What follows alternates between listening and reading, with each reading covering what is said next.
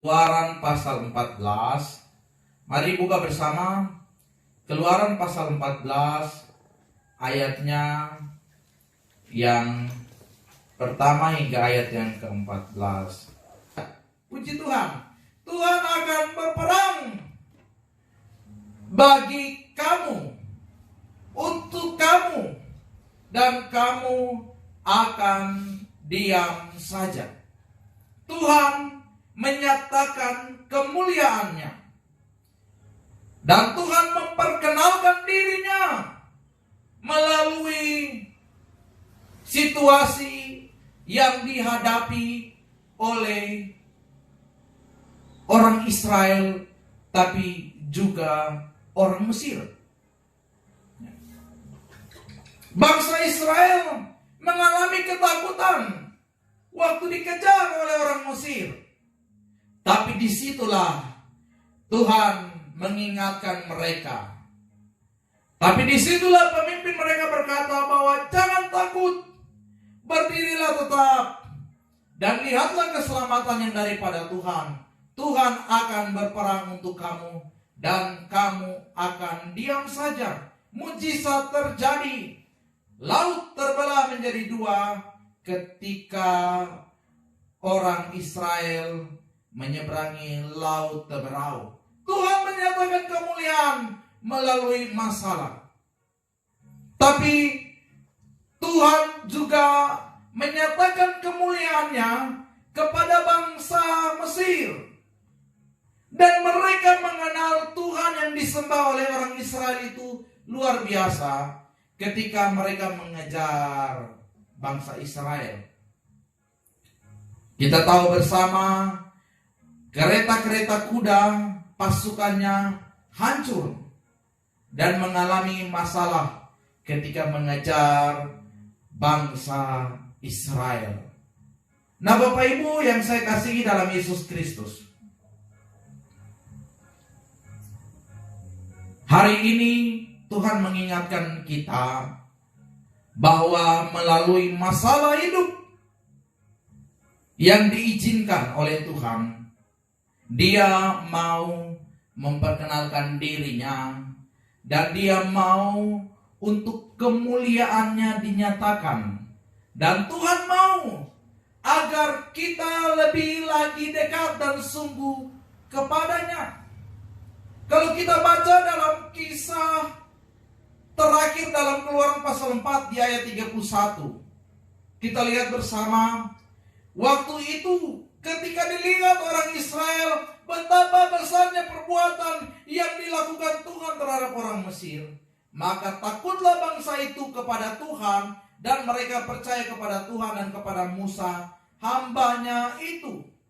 Jadi melalui masalah yang dialami, situasi yang dihadapi oleh orang Israel, mereka melihat kemuliaan Tuhan, mereka melihat kebesaran dan pembelaan Tuhan, agar supaya mereka hidup takut akan Tuhan. Itu tujuannya, agar supaya mereka lebih lagi percaya kepada Tuhan, bahwa memang benar Tuhan yang memanggil mereka, bahwa memang benar Tuhan yang memilih mereka, bahwa memang benar Tuhan yang menyuruh mereka untuk keluar dari tanah perbudakan, untuk beribadah kepadanya, untuk mengenal Dia dengan lebih dekat. Kita tahu bersama ketika orang Israel ada di tanah Mesir, mereka ada dalam perbudakan, mereka ditindas, dan mereka tidak bebas untuk beribadah. Mereka bahkan terkontaminasi dengan penyembahan-penyembahan berhala dari orang Mesir. Sehingga Tuhan melihat hal itu sebagai sesuatu yang merupakan kekejian di hadapannya. Oleh sebab itu Tuhan mendengar jeritan mereka.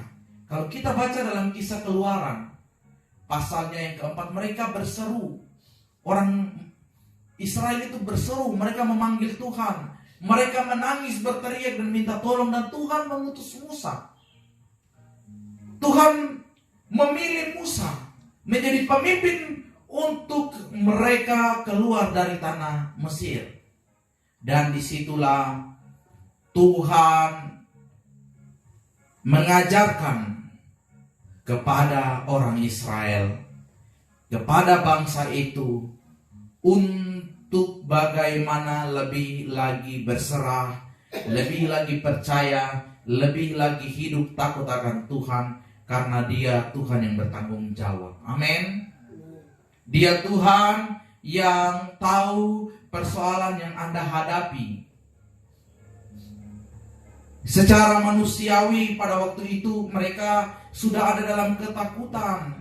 Bahkan pernyataan-pernyataan yang mereka sampaikan, mereka bilang begini dalam ayat 11, apakah tidak ada kuburan di Mesir, maka engkau membawa kami mati di padang gurun ini. Lebih lagi mereka katakan di dalam ayat 12, janganlah mengganggu kami. Bukankah ini telah kami katakan? Jadi dulu mereka sudah tawar-menawar dengan Musa. Mereka katakan bahwa bukankah jangan mengganggu kami dan biar kami kerja sama orang Mesir saja. Sebab lebih baik bagi kami untuk bekerja pada orang Mesir daripada mati di padang gurun ini. Ini menyangkut nyawa. Kalau menyangkut nyawa, siapa yang tidak kecut hati dan tawar hati? Ya. Siapa yang tidak berpikiran pendek? Apalagi ini menyangkut kehidupan, nyawa. Bukan masalah uang. Kalau uang tuh mungkin oke lah, tidak apa-apa, masih bisa dicari. Kalau motor rusak oke lah, tidak apa-apa, masih bisa dicari ya. Tapi ini nyawa, tidak ada gantinya. Tidak bisa dibeli, tidak bisa dibuat. Oleh sebab itu menjadi sesuatu yang menakutkan bagi bangsa Israel. Tapi lihat pernyataan iman daripada Musa. Jangan takut, berdirilah tetap, karena Tuhan akan memperlihatkan keselamatan. Tuhan akan berperang bagi kamu dan kamu akan diam saja. Nah, Bapak Ibu yang saya kasih dalam Yesus Kristus, ini pelajaran yang sangat berarti. Pelajaran iman melalui pernyataan daripada Musa. Dia memperkatakan iman, walaupun saat itu Musa belum melihat. Walaupun saat itu Musa tidak tahu bagaimana nanti caranya mereka akan menyeberang atau keluar dari padang gurun, sedangkan sudah dekat kereta kuda dan pasukan orang Mesir. Ini pernyataan iman yang luar biasa. Pernyataan iman juga harus ada di dalam hidup kita. Walaupun situasi tidak menyenangkan, walaupun kita mengalami kesulitan, katakan, saya tahu Tuhan pelihara saya. Amin. Perkataanmu akan menunjukkan kualitas imanmu juga. Karena kalau perkataanmu sudah kecut dan tawar hati, seperti yang dialami atau dihidupi oleh bangsa Israel pada waktu itu, Tuhan tidak akan berkenan. Tapi karena ada satu pernyataan iman dari pemimpin mereka, maka Tuhan berkenan dan Tuhan turun tangan. Saya percaya sekali lagi masalah yang Tuhan izinkan, Tuhan mau mengajar kita untuk lebih baik lagi. Ketika kita kurang setia, Tuhan ajar kita untuk lebih setia.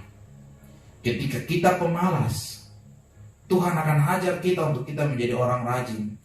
Ketika kita sombong, Tuhan akan ajar kita untuk mengikis kesombongan. Ketika kita hidup tidak benar, Tuhan akan mengajar kita agar kita hidup dengan benar. Tuhan akan menempa kita, dan melalui masalah lah kita akan dapat mengenal Tuhan dengan benar. Kita belajar daripada Musa hari ini.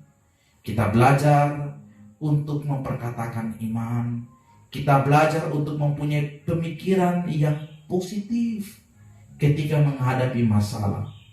Jangan ketika engkau menghadapi masalah, engkau terbawa dalam pikiran yang negatif.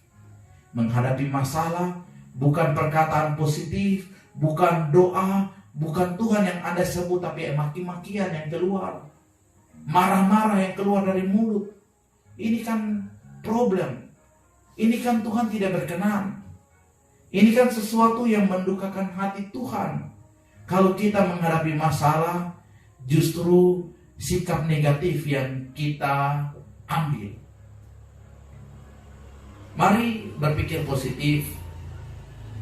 Dan saya percaya situasi di sekitar Tuhan sedang pakai untuk mendatangkan kebaikan. Tuhan sedang pakai untuk menyatakan, dan Tuhan mau memperkenalkan dirinya. Tuhan mau memperkenalkan kemuliaannya, agar kita hidup lebih takut akan Tuhan, agar kita lebih lagi percaya kepadanya bahwa Dia Tuhan yang hidup, Dia Tuhan yang benar, dan Dia Tuhan yang tidak pernah meninggalkan kita. Jangan bimbang, jangan ragu, jangan kecut hati dan tawar hati, karena Tuhan ada dan mau berperang bagi kamu. Dan kamu akan lihat Tuhan itu hebat dan besar, dan pada akhirnya Anda bisa dapat berkata, Tuhan itu luar biasa. Pada akhirnya orang lain dapat melihat bahwa kepercayaan kita, iman kita itu tidak pernah sia-sia. Bayangkan saja kalau Tuhan kita itu pendusta, Tuhan kita itu tidak setia, Tuhan kita adalah Tuhan yang tidak hidup, Tuhan kita itu Tuhan yang tidak ada. Saya percaya hari ini kekristenan sudah tutup. Gereja sudah tidak ada. Orang sudah tidak ada lagi memuji dan menyembah Tuhan. Amin. Ya, benar ya. Tapi karena Tuhan kita itu hidup, Tuhan kita itu benar, keyakinan kita itu dapat dipertanggungjawabkan. Kuasa dan mujizatnya itu tetap sama. Pertolongannya itu tetap tidak berubah. Oleh sebab itu, kita lihat semakin hari banyak orang yang menjadi percaya, dan hari ini kekristenan masih tetap eksis. Hari ini masih banyak orang yang percaya kepada Tuhan. Hari ini masih banyak orang yang setia kepada Tuhan, karena Tuhan kita hidup, karena Tuhan kita itu benar. Jangan pernah tinggalkan keyakinanmu, jangan pernah ragu-ragu dengan Tuhan, karena tidak pernah kita dibiarkan sendiri ketika menghadapi masalah. Sekali lagi ingat, disitulah Tuhan mau menyatakan kemuliaannya. Disitulah Tuhan mau memperkenalkan dirinya kepada saudara dan saya. Disitulah Tuhan mau untuk kita lebih lagi hidup takut akan Tuhan, untuk kita lebih lagi percaya kepadanya. Tuhan memberkati kita dengan firman-Nya.